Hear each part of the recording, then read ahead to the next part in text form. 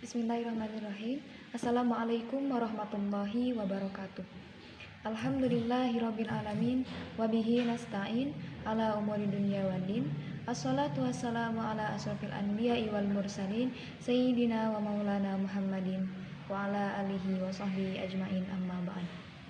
Puja dan puji marilah kita panjatkan kehadirat Allah Subhanahu wa taala yang telah memberikan kita nikmat sehat dan kesempatan dalam menjalankan presentasi pada pertemuan kali ini.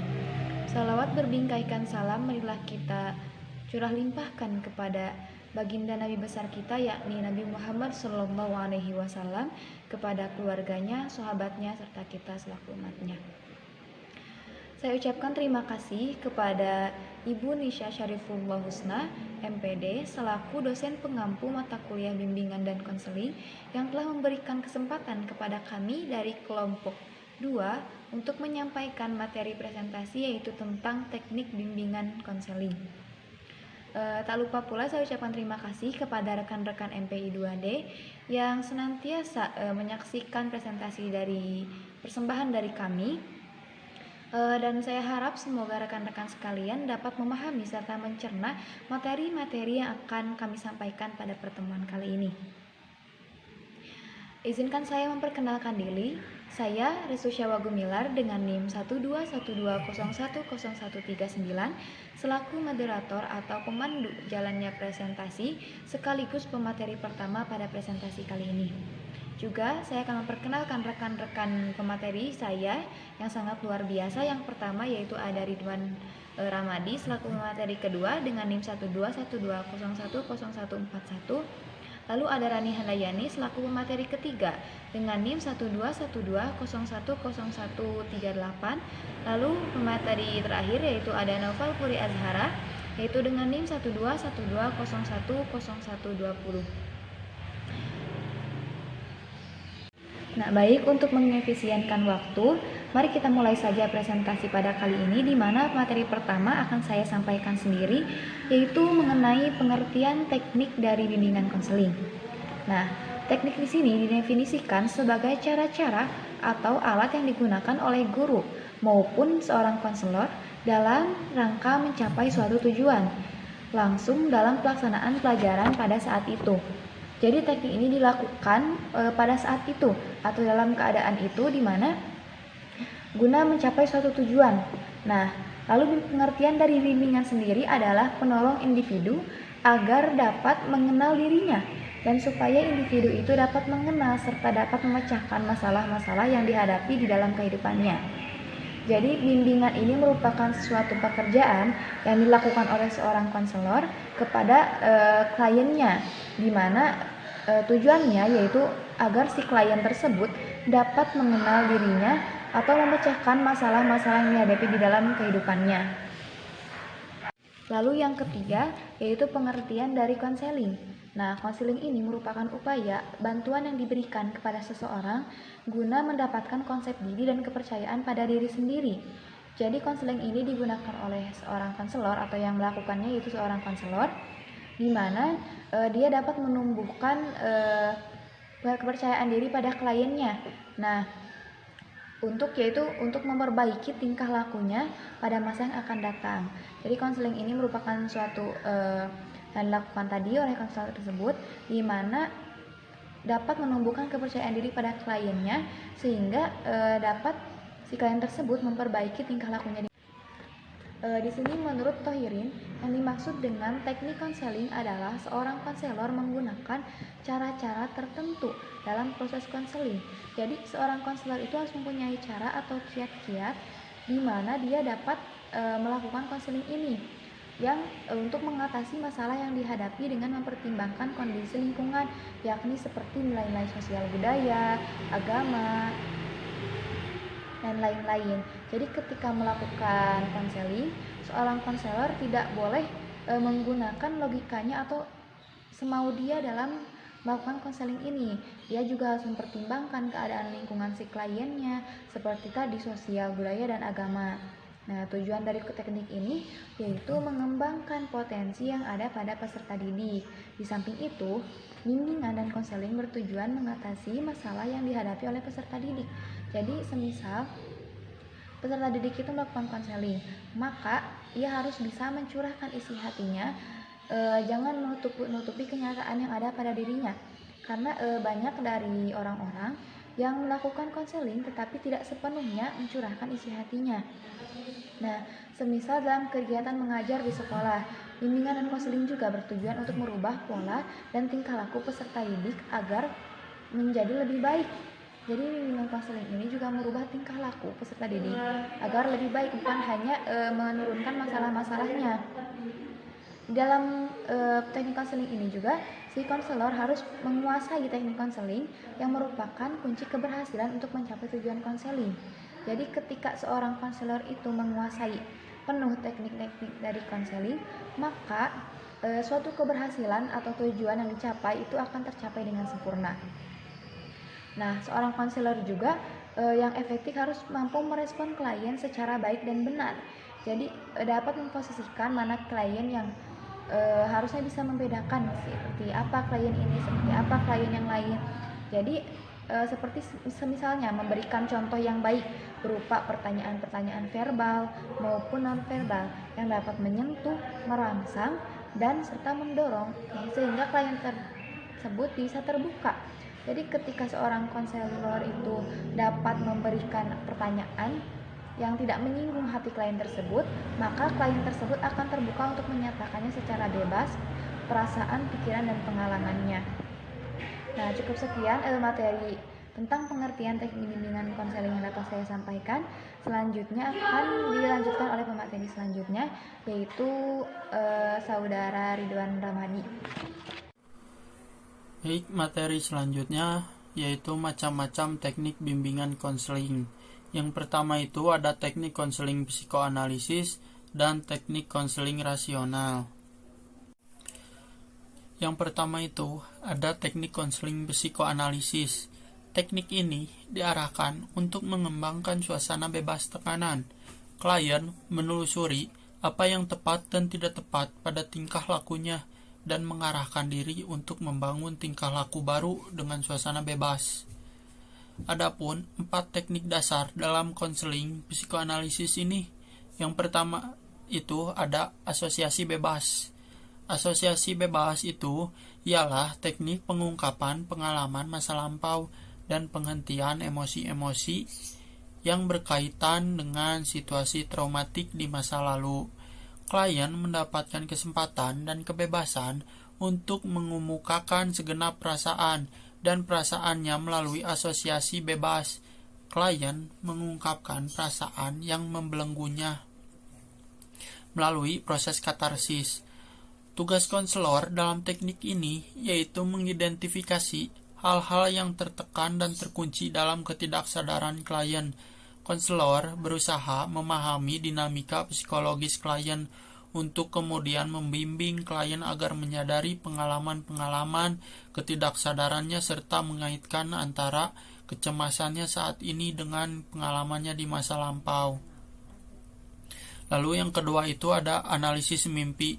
Analisis mimpi itu ialah prosedur yang penting untuk menembus hal-hal yang tidak disadari dan membantu klien untuk memperoleh pemahaman terhadap masalah-masalah yang belum terpecahkan.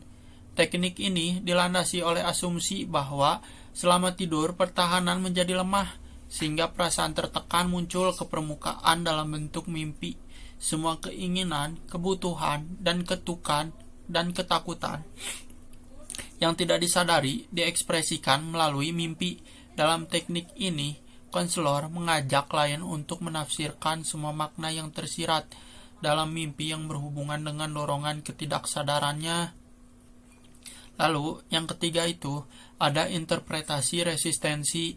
Interpretasi merupakan prosedur yang pentahapannya meliputi analisis, penjelasan, dan bila diperlukan mengajar klien tentang makna perilakunya. Fungsi interpretasi yaitu memberikan kesempatan kepada ego untuk mencerna materi baru, mempercepat proses kesadaran, dan hal-hal yang tersembunyi. Interpretasi mengarahkan pemahaman klien terhadap hal-hal yang tidak disadari. Hal yang penting untuk diperhatikan bahwa interpretasi sebagai bentuk konseling dilakukan dengan rambu-rambu sebagai berikut. Yang pertama itu, interpretasi hendaknya disuguhkan pada saat gejala yang diinterpretasikan berhubungan erat dengan hal-hal yang disadari oleh klien. Yang kedua, interpretasi hendaknya dimulai dari permukaan menuju ke hal-hal dalam yang dialami oleh situasi emosional klien. Lalu yang ketiga, menetapkan resistensi atau pertahanan sebelum menginterpretasikan emosi atau konflik klien. Dipaparkan dalam pandangan psikoanalisis, resistensi merupakan suatu dinamika yang tidak disadari yang mendorong seseorang untuk mempertahankan kecemasannya. Dalam pengaturan konseling, resistensi akan tampak dalam sikap dan tindakan klien untuk menolak berlangsungnya konseling atau mengungkapkan hal-hal yang menimbulkan kecemasan. Tingkah laku ini merupakan bentuk dari pertahanan diri klien. Dalam hal ini, konselor membantu klien untuk mengenali alasan-alasan klien melakukan resistensi. Analisis resistensi akan lebih baik jika dimulai dari hal-hal yang sangat tampak dengan tujuan untuk menghindari penolakan klien atas interpretasi dari konselor. Lalu yang keempat itu ada interpretasi transferensi. Transferensi merupakan bentuk pengalihan segenap pengalaman masa lalu individu dalam hubungannya dengan orang lain. Dalam aturan konseling, transferensi tampak dalam gejala klien mengarahkan perasaan-perasaannya yang tertekan kepada konselor dengan membayangkan konselor sebagai subjek yang menyebabkan perasaan tertekan itu. Dalam transferensi ini dapat muncul perasaan benci, ketakutan, kecemasan, cinta, dan sebagainya. Ungkapan-ungkapan di atas merupakan perasaan yang selama ini ditekan. Dalam proses konseling, perasaan-perasaan yang ditekan itu diungkapkan kembali dengan konselor sebagai objeknya. Dalam konteks ini, konselor melakukan interpretasi terhadap pengalaman masa lalu klien, terutama pengalaman yang menghambat perkembangan pada kepribadiannya. Dengan interpretasi resistensi, diharapkan klien dapat mengatasi masalah yang dialaminya dengan penuh pemahaman. Terima kasih kepada pemateri sebelumnya. Saya Rani Handayani dengan NIM 1212010138. Di sini saya akan melanjutkan pemaparan materi mengenai teknik konseling rasional. Baiklah, teknik konseling rasional di sini mencakup 3 teknik. Yang pertama itu ada teknik konseling emotif atau biasa disebut dengan teknik afektif. Yang kedua ada teknik behavioristik dan yang ketiga ada teknik kognitif. Nah, di mana masing-masing dari ketiga teknik tersebut itu mencakup bagian-bagian tertentu. Di sini saya akan mencoba menjelaskan bagian-bagian tersebut. Nah, yang pertama itu ada teknik konseling emotif atau biasa disebut dengan afektif. Apa itu teknik konseling emotif?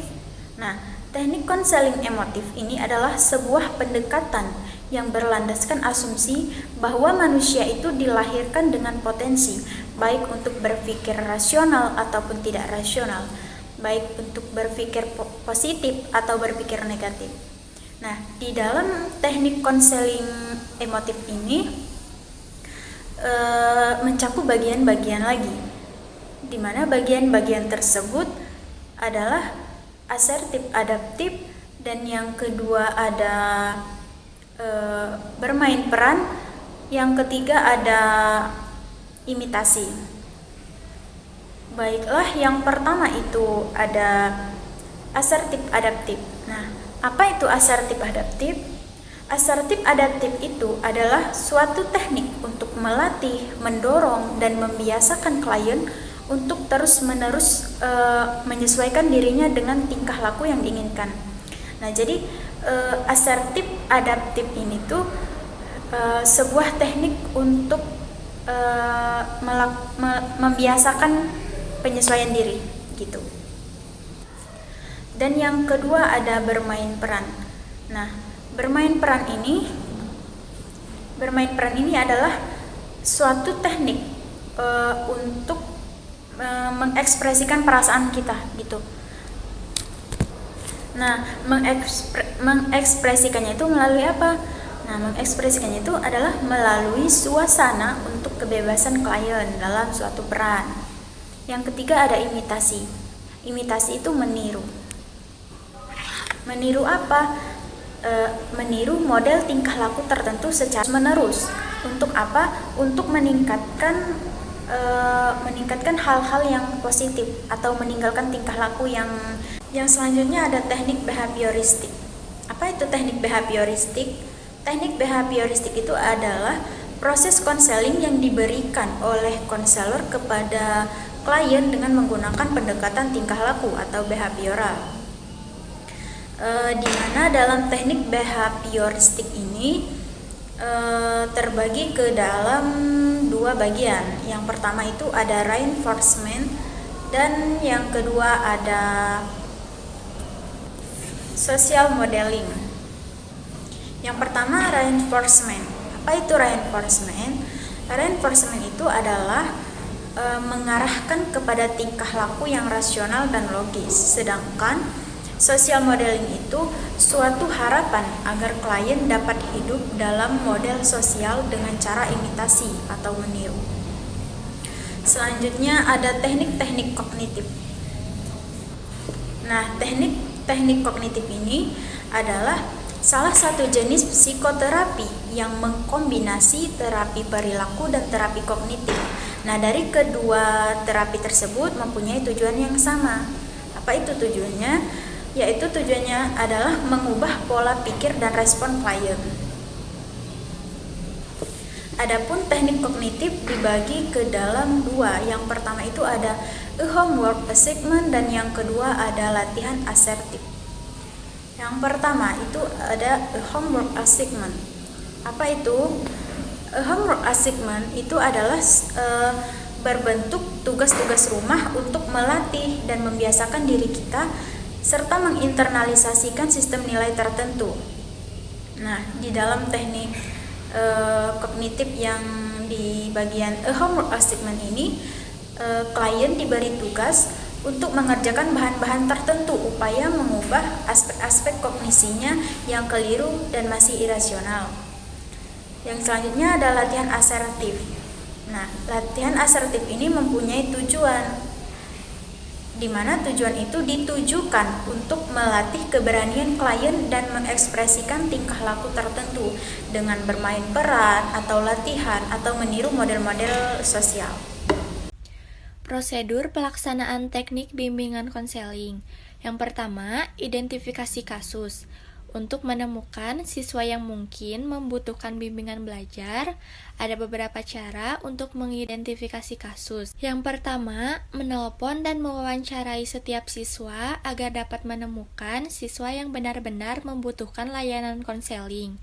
Yang kedua, membina hubungan baik sehingga tidak ada kesenjangan antara guru dan siswa. Yang ketiga, menciptakan suasana yang membantu siswa menjadi sadar akan masalah yang ia hadapi. Yang keempat, menganalisis sifat kesulitan siswa.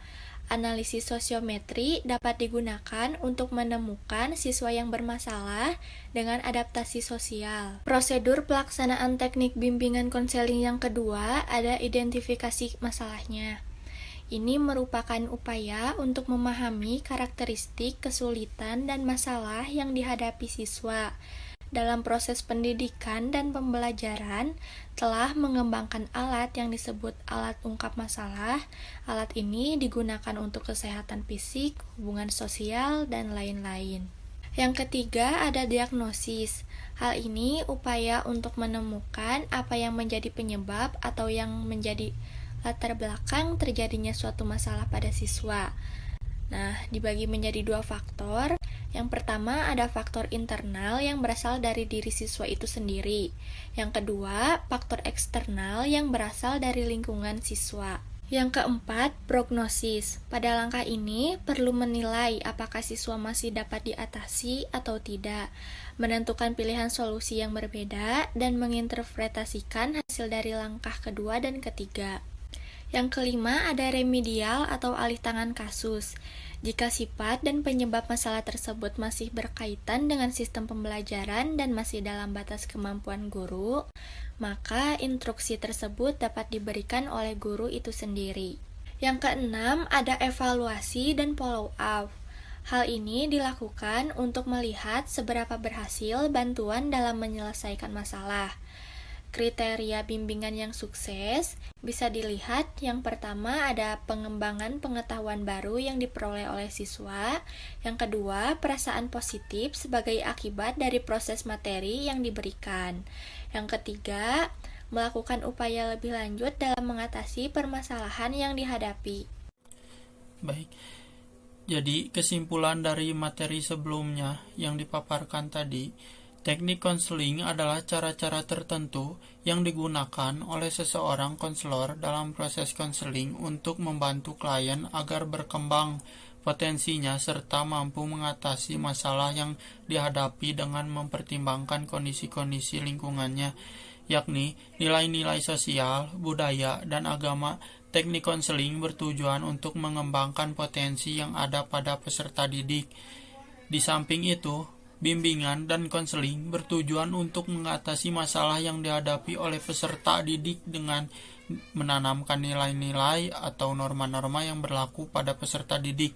Teknik konseling sendiri dibagi beberapa macam, yaitu teknik konseling psikoanalisis yang di dalamnya terdapat asosiasi bebas, analisis mimpi, interpretasi resistensi, dan interpretasi transferensi. Adapun teknik konseling rasional yang mencakup teknik emotif, behavioristik, dan kognitif. Dalam pelaksanaan teknik-teknik konseling, tentu saja harus sesuai dengan prosedur-prosedur yang ditetapkan dan dipergunakan oleh seorang konselor, di antaranya identifikasi kasus, identifikasi masalah, diagnosis, prognosis, serta lainnya. Dalam pelaksanaan teknik-teknik ini, seorang klien harus menentukan konselor yang tepat, yang menguasai teknik sesuai dengan prosedur konseling. Alhamdulillahirrabbilalamin. Presentasi pada pertemuan kali ini berjalan dengan lancar. Semoga teman-teman sekalian dapat menyaksikan video ini dengan seksama setelah memahami, dan terima kasih saya ucapkan kepada pemateri-pemateri dari kelompok 2 yang telah memaparkan materinya. Saya selaku moderator mewakili rekan-rekan saya pamit undur diri. Wabillahi taufiq wal hidayah. Wassalamualaikum warahmatullahi wabarakatuh.